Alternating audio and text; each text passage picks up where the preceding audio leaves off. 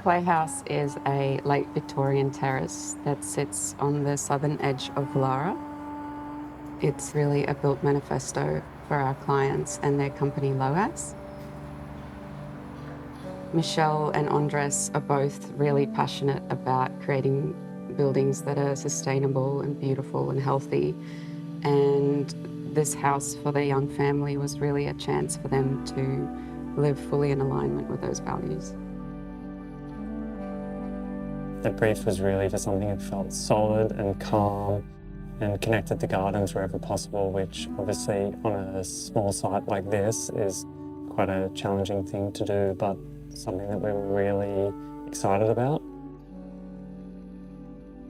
We also talked a lot about wanting the spaces to feel connected to one another, but also not just one large open plan, so that you really get those different spaces that you can flow through and appreciate the different kind of volumes and textures, and ultimately makes the house feel bigger as a result of that.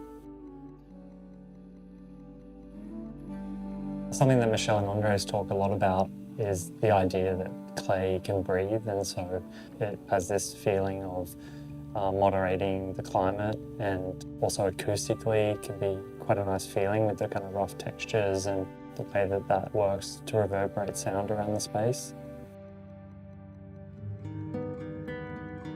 We had a unique situation with our clients and had an abundance of materials to choose from.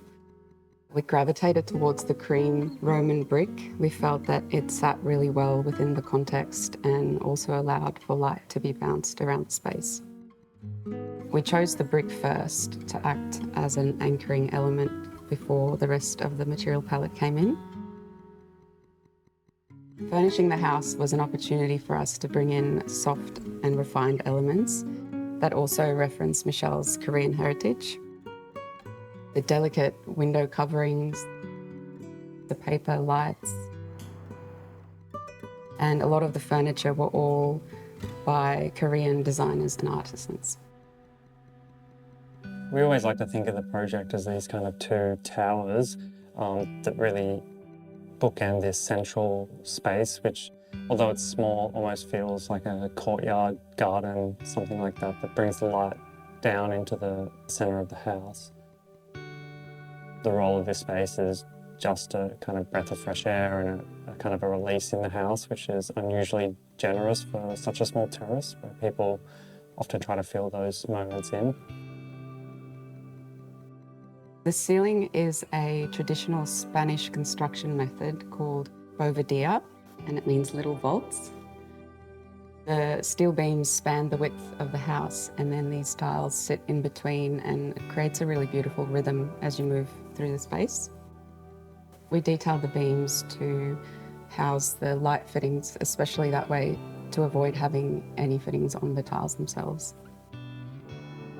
The tiles were sourced from a small manufacturer in Mallorca, and they also made the complementary floor tiles.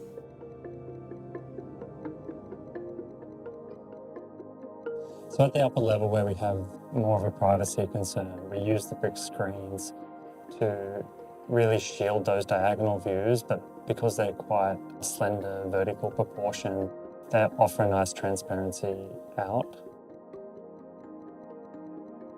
With the position of the bathtub, there was a really nice opportunity to have this private outlook.